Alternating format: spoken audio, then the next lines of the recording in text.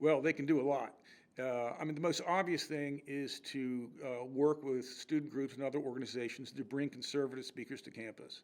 I mean, very, very few conservative speakers of any stripe are brought under the auspices of departments and centers and institutes and things like that. You do get the occasional odd one, but by and large, very, very few.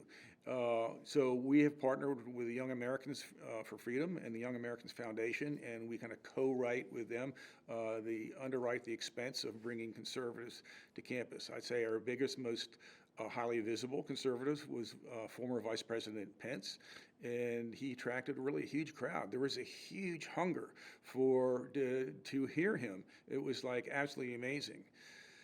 So that's one thing. Another thing we can do is we can partner with local groups. So like the Young Americans for Freedom, the College Republicans, other groups on campus. They're not many and they're not really large, but they are there. They have kind of conservative students.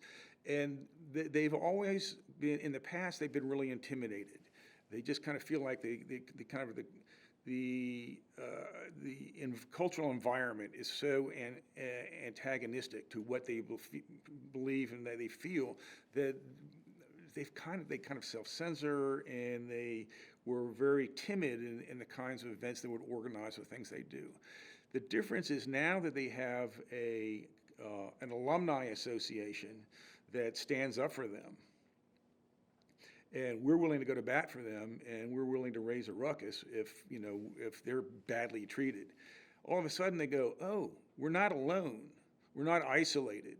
We have someone who's willing to go to bat for us. We're not just totally powerless.